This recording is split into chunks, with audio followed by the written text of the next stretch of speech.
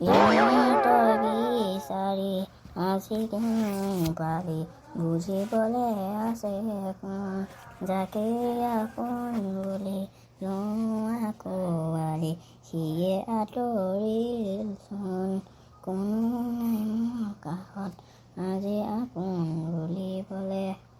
বাহ মজা গান গাইছোচোন। তই জুবিন দাৰ নিচিনা হ'ব পাৰিবি ন? অঁ ছাৰ পাৰিম। মই জুবিন দাৰ গান শুনি বৰ ভাল পাওঁ। কিন্তু আমাক এৰি গুচি গ'লগৈ। অঁ শনি, তই ঠিকেই কৈছ। মোৰ কেতিয়াবা বৰ মনটো বেয়া লাগে। হ'ব এতিয়া হৈ গ'ল আৰু কোনেও মন বেয়া নকৰিবি। হ'ব ছাৰ, এতিয়া আমাক প্ৰশ্ন সোধক। নহ'লে আমাক আজি ছাৰ বুঢ়িয়াই সাধু কওক।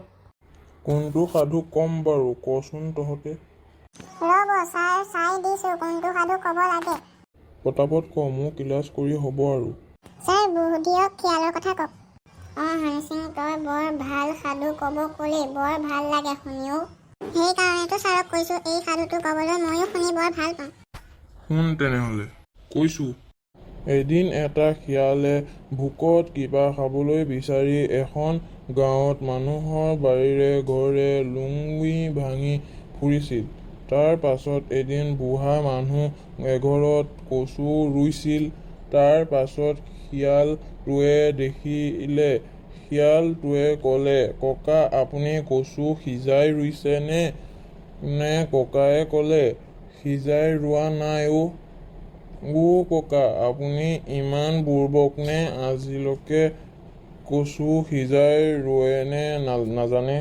তাৰপিছত ককায়ে ক'লে, কি কবি আৰু বুঢ়া হ'লো যে ককা, এইখিনি সিজাই ৰোৱক, মই যা তেনেহ'লে।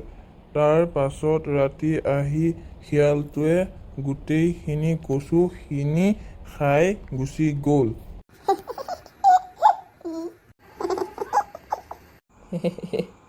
ছাৰ আপুনি সাধু ক'বলৈ জানে, শুনি বৰ মজা লাগিল।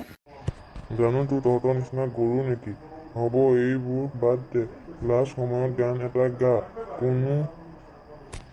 কোনে গাৱ গা। ছাৰ মই গাম। অঁ গা, মই ক্লাছৰ পৰা ওলোৱাৰ পিছত কি কৰ কৰিবি। ছাৰ কোনটো গান গাম, আপুনি জুবিন দাৰ গান এটা বাছি দিয়ক।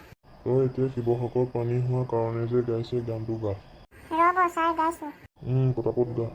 কেওফালে গুজৰি গুমৰি আহিলে বান, উটুৱাই নিলেহি গাঁওখন, সুখৰে ঘৰখন, পলকতে উটি গ'ল গোহালিৰে গৰু হাল, পলকত মৃত্যুয়ে উটুৱাই মোক কৰিলে কঙাল। উটুৱাই নিলেহি গাঁওখন, সুখৰে ঘৰখন।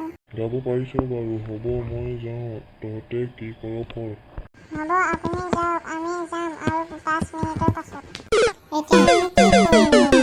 নদী পাৰতে বহি পেলাই অলপ কিবা কিবি কৰোঁ ব'ল। অলপ সময় ইয়াতে, পিছত যাম ঘৰলৈ। ফণীয়ে তই সাধু এটা কচোন। শুনো তই কোৱা সাধু এটা। কি ক'মনো, এই 3টা মাছৰ কাহিনী কওঁ নেকি?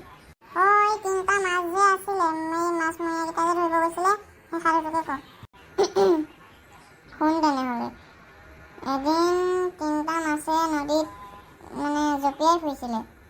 তাৰপিছত মাছমৰীয়াকেইটাই দেখি পেলাই ক'লে, এইকেইটা মাছমৰীয়াক ক'লে এটা মাছমৰীয়াই, এই মাছ ইমান জঁপিয়াই আছে, আজি জালখনকে পাতি ধৰোঁ নহ'লে ব'লা। তাৰপিছত এইকেইটা মাছমৰীয়াই ক'লে, পাৰি ব'ল, ইয়াত বহুত মাছ লাগিব। তাৰপিছত 3টা মাছেতো জঁপিয়াই ফুৰিছিলে। মাছকেইটাই কৈছে, মাছকেইটা মনে মনে সিহঁতৰ লগত পাতিলে পানী তলত গৈ। তাৰপিছত সিহঁতৰ ৰাণীজনীকো ক'লেগৈ। কোৱাৰ পিছত সেই ৰাণীজনীয়ে উপায় দিলে আৰু, তোমালোক 3টাই এটা কাম কৰিবা, মাছমৰীয়া আহিলে তোমালোকে জঁপিয়াই ফুৰিবা। জঁপিয়াই ফুৰাৰ লগে লগে তাৰপিছত এনেকৈ পানী তলে তলে কিবা কিবি বিচাৰিবা, ক'ৰবাত লুকাবা। লুকোৱাৰ পিছত আৰু মাছমৰীয়াকেইটা আহিলে আৰু আহি পেলাই জালখন পাতি পেলাই ভাবিছে, ইয়াত আজি ঢেৰ মাছ লাগিব। তাৰপিছত মাছমৰীয়াকেইটাইতো শুনিলে, শুনি পেলাই পানী তলত কিবা গেলা হেৰি এটা মৰি আছিলে। তাৰপিছত তাতে মাছ এটা সোমালে। সোমাই পেলাই সেই মাছটোৱে এনেকুৱা গোন্ধ পাইছে, গেলা বস্তু যে, গোন্ধ পাই পেলাই হেৰি কৰিছে আৰু, বহুত গোন্ধাইছে, থাকিব পৰা নাই সেই ভিতৰত। তাৰপিছত ক'লে, মই ওলাই যাম আৰু, জালখন ৰাতিপুৱা উঠাই লৈ যাব, লগালগ উঠাই নিম। মই এতিয়া বৰষা বন্ধ হৈ গৈছিল। মাছটোৱে ক'লে, সেইকেইটা মাছ ক'লৈ গ'ল আৰু সেইকেইটা মাছ জালত লাগিলে, এটা মাছ বাচি থাকিলে। সেইটোৱে 3টা মাছৰ কাহিনী। মই সিমানেই জানো আৰু এইকণে ক'লোঁ। এতিয়া ক'ব আমাৰ হানি চিনি।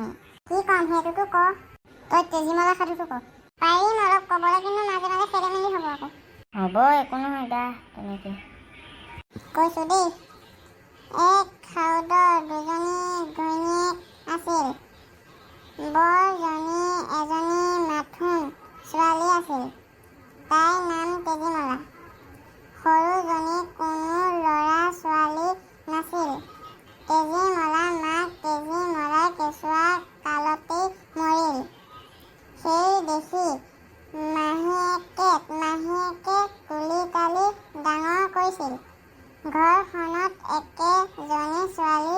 তেজীমলা বাপেকৰ বৰ চেনেহৰ আছিল, কিন্তু মাহীয়েকে হ'ল পিতেক পেটে তেজীমলাক সমূলি দেখিব নোৱাৰিছিল।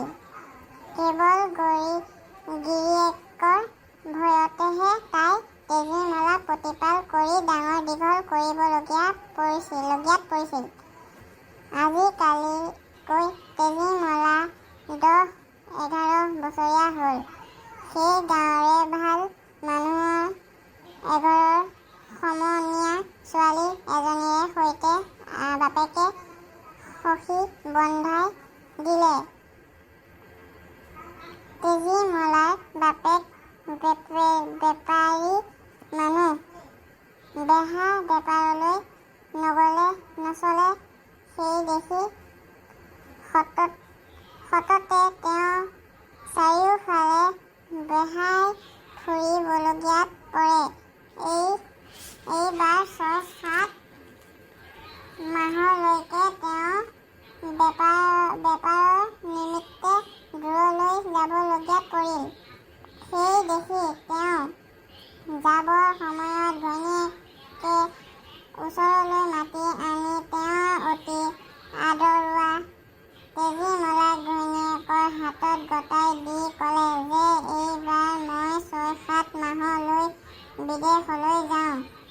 তোৰ হাতত মোৰ তেজীমলাক গতালোঁ।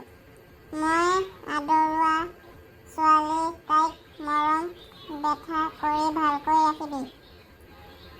খাউদখিনি ভাগিলে এইবাৰ মোৰ বেছ সুবিধা হৈছে। মই এই কেইমাহৰ ভিতৰতে মই মোৰ চকুৰ কুটা দাঁতৰ শালটো গুচাব পাৰিম। তাইক থেকেচি মোৰ মনৰ হেঁপাহ পলোৱাম। আৰু ভাবিলে অকল থেকেচিয়ে নেৰোঁ। সেইদৰে এৰিলে বাপেকে হাঁহি সেই কথা কেনেবাকে বুজি পালে এখন হাই উৰুমিৰহে বা নহ'বা। তাৰপিছত 6-7 মাহৰ পাছত গিৰিয়েক উভতি আহিছে। তাৰপিছত তেজীমলাৰ কথা সুধিছে। তেজীমলাক মাহীয়কী মাকে ঢেঁকীত হাত পিচি পেলাই হেৰি কৰি পেলালে, আৰু তাৰ পাছত লগে লগে গিৰিয়েকক ফাঁকি দিছে। মাহী মাকে ফাঁকি দিছে তাই কাৰোবাৰ লগত পলাই গ'ল বুলি, কিন্তু তাই মাৰি পেলালে তাইক। মাহীয়তী মাক থাকিলে সেইকাৰণে বেয়া। হ'ব, এতিয়া আমাৰ পঞ্চেঙে কওক। মই অলপ তোলা আৰু তেজা কথাকে ক'ম। এটা চহকী খেতিয়কৰ 2জনী ঘৈণীয়েক আছিল। বৰজনী এলাগী, সৰুজনী এলাগী এজনী ছোৱালী আৰু এটি ল'ৰা। নাম তেজা আৰু কানাই। লাগীৰ মুঠেই এজনী ছোৱালী, নাম তোলা। তোলা তেজাতকৈ বয়সত ডাঙৰ আছিল। লাগীজনীয়ে এলাগী আৰু তাইৰ ল'ৰাটোক আৰু ছোৱালীজনীক বৰ দুখ দিছিল। তিৰোতাই সৰু গিৰিয়েককেও লাগীৰ ভয়ত সিহঁতৰ মৰম কৰিব নোৱাৰিছিল। সিহঁতে ভাল খাব পিন্ধিব নাপায়।